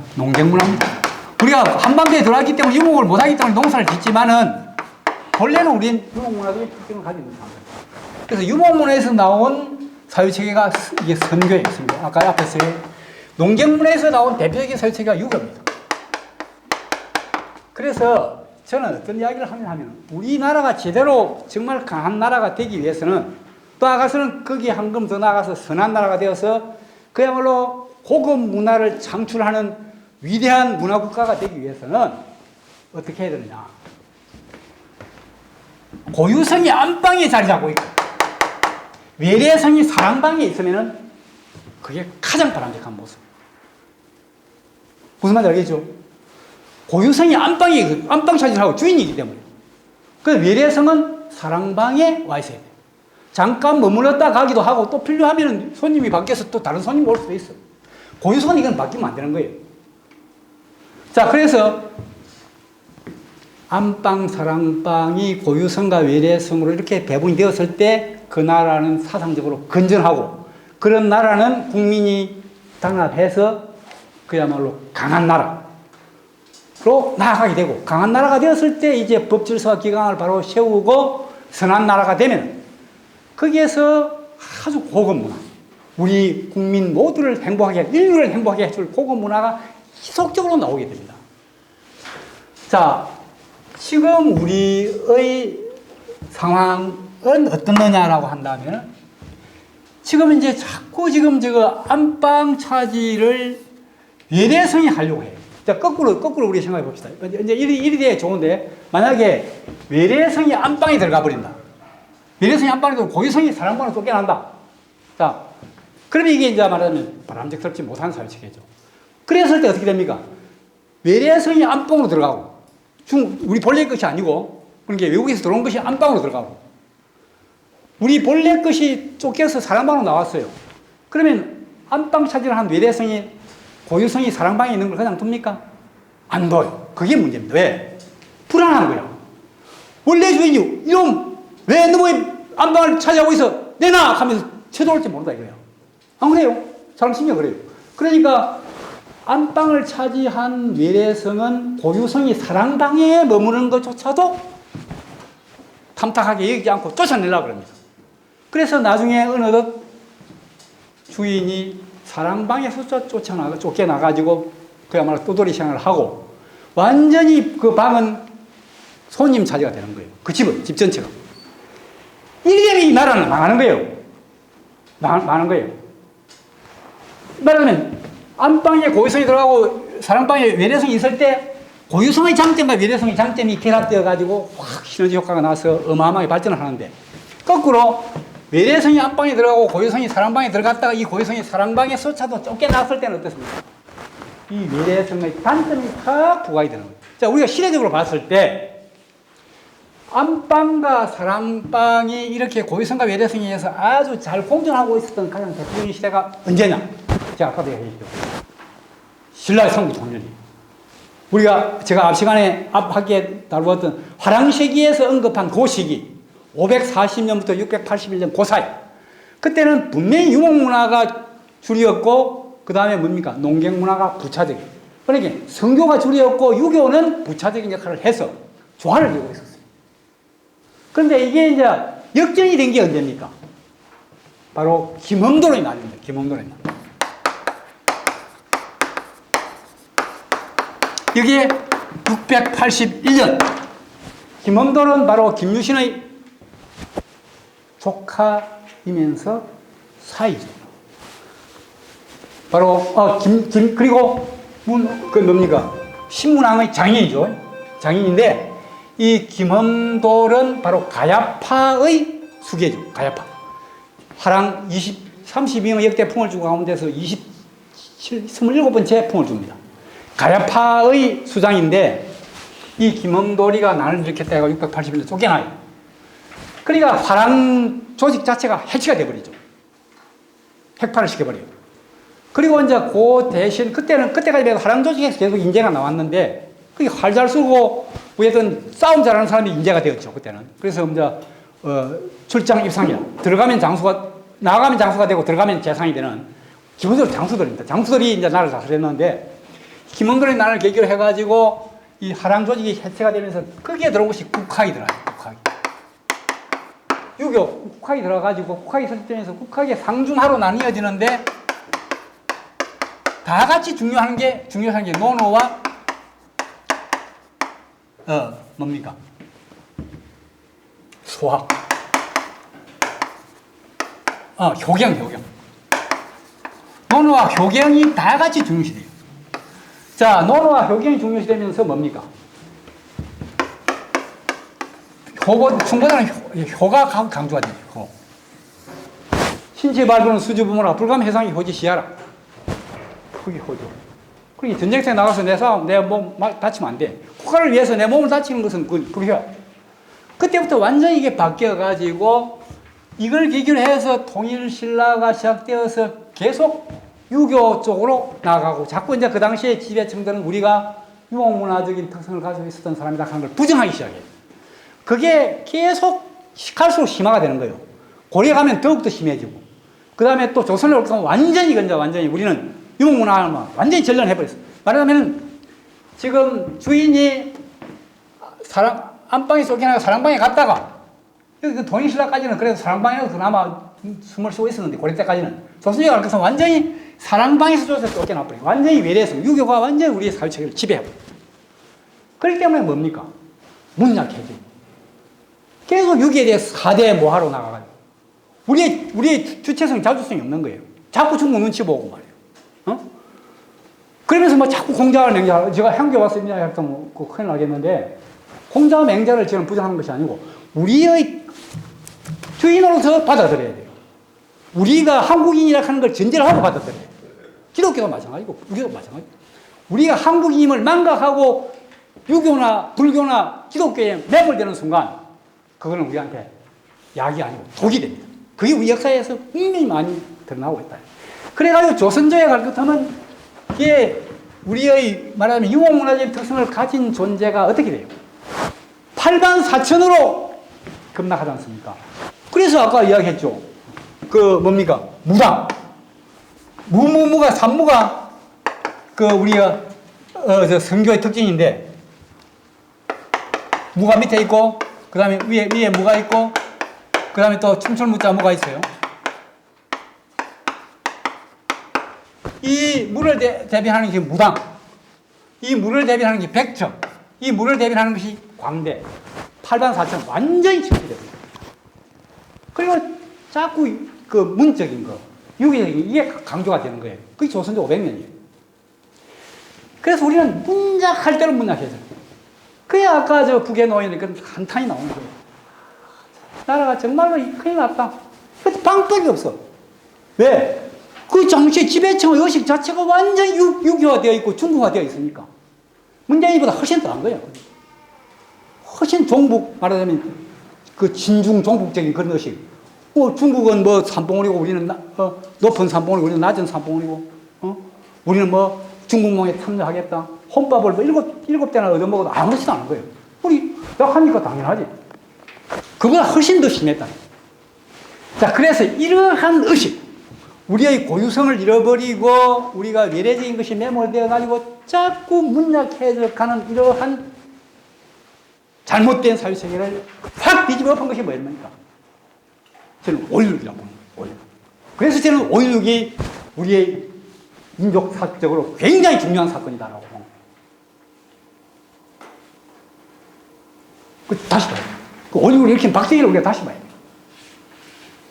바로 저는 박정희야말로 굉장히 우리의 고유성을 중요시했고 그것에 바탕해가지고 외래성을 수용하려고 하는 그 폐쇄적이고 말하자면 고립된 그런 것이 아니에요. 열린 민족주의죠. 열린 민족주의.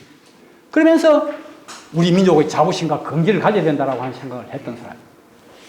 물론 뭐 독재를 하고 뭐 그런 것은 우리가 잘못됐다고 볼 수 있겠지만 18년 동안 나라를 엄청나게 발전시켰어요. 그래서 말하자면 강한 나라를 만들었죠. 그러나 강한 나라 가운데서 생존이 보장되는 나라를 만들었지만 법질서와 기강 확립, 선암 이것은 못하고 죽었죠.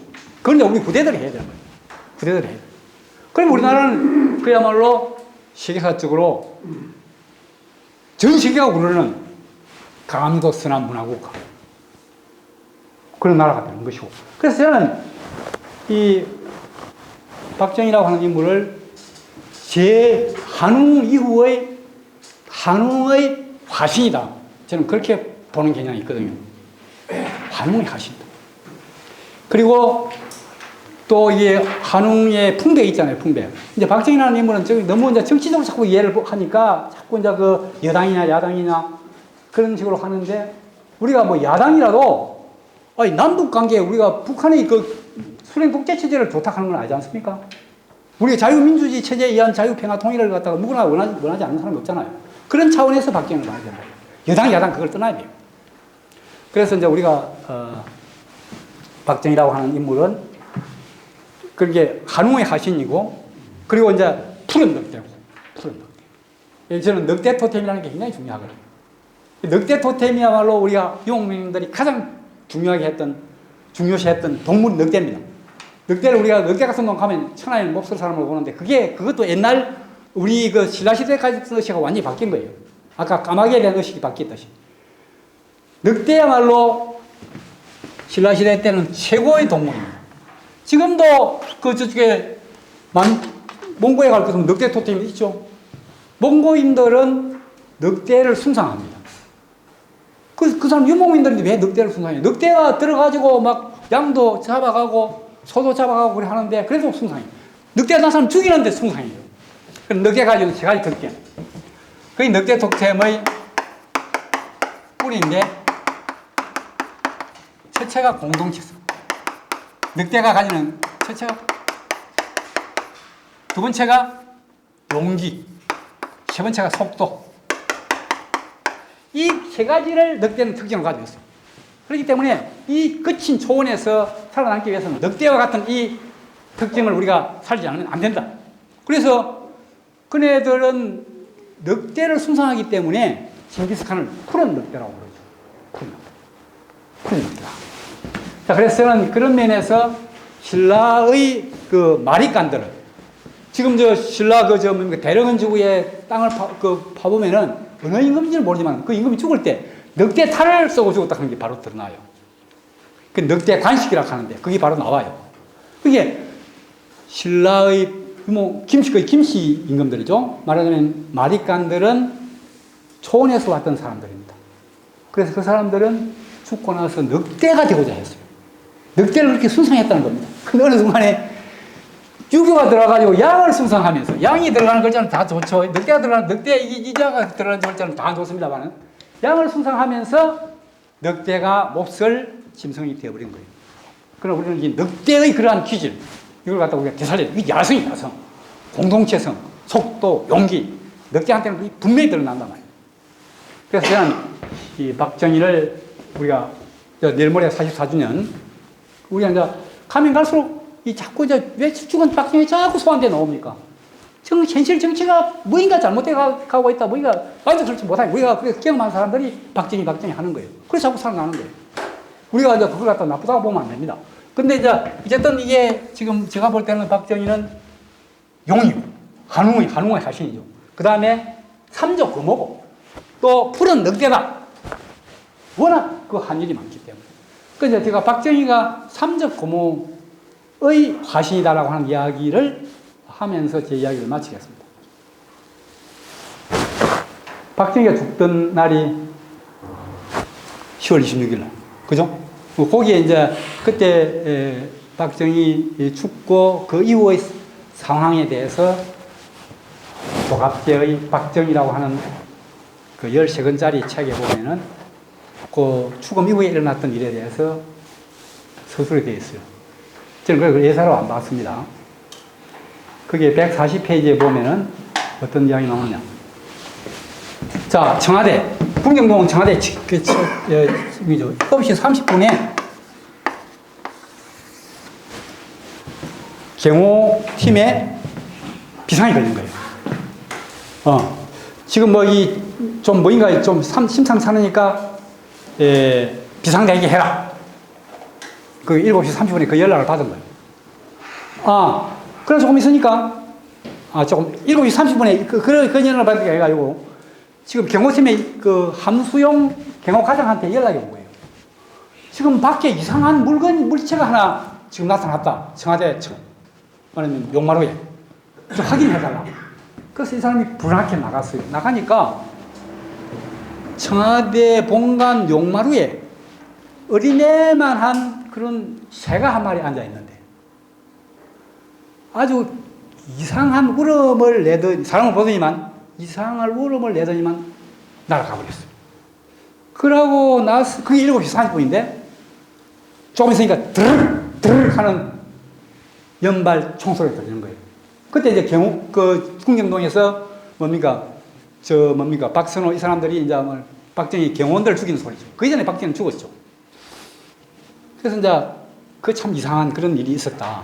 저는 이제 생각할 때 박정희가 이제 금호산에 정기를 탔다는 이야기가 있지만 얼굴이 새까맣기도 하고 그래서 이제 저는 바로 그런 거하고 연관을 좀 시켜봤습니다. 워낙 이제 이분이 어떻게 보면은 비록 불법으로 쿠데타를 했지만은 엄청나게 많은 일을 했고 그 덕분에 우리가 강한 나라 가운데서도 생존이 보장되는 나라가 되었으니 그 바탕 아닙니까? 그리고 우리가 북한으로부터의 어떤 적하 야욕을 분쇄하는 그 분수령이 이루어진 인물이 박정희니까. 그래서 이건 저는 환웅, 그 다음에 삼족 금호, 푸른 늑대 이런 쪽하고 이미지화 시켜봤던 거예요. 그래서 이제 제가 그런 생각을 한번 해본 적이 있다. 그 박정희가 그는 죽고 난 직후입니다. 나중에 보니까 7시 30분 이전에 이미 절명을 했어요. 그러니까, 그런 현상이 있었다라고 하는 것 정도를 이야기를 하고, 제가 이제 오늘 이야기를 많이 못한 부분이 있는데, 이렇게 한 가지만 더 말씀을 드리고, 제 이야기를 마치겠습니다. 여기 우리 교재를 보시면은,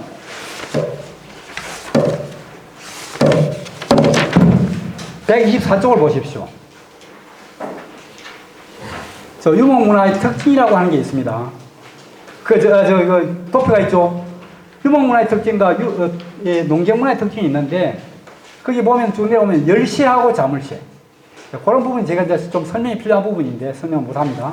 공동체 개체성, 그 다음에 세속옥의 오륜, 야성, 감성 중시, 기성 중시, 강약의 논리 중시, 선악의 논리 중시, 시간, 속도 중시, 공간 중시, 늑대 숭상, 양숭상. 자, 이런 것들은 우리가 자세히 살펴보면은 굉장히 우리의 고유성, 우리 한국인이 가지고 있는 중국 사람하고 다른 우리의 고유한 기질을 이해하는 데 굉장히 도움이 많이 되는데, 제가 이야기를 결국 못합니다. 이 정도로 제 이야기를 마치고, 혹시 제 이야기 하시는데, 시간은 지났습니다만, 하실 말씀 있으면 하십시오.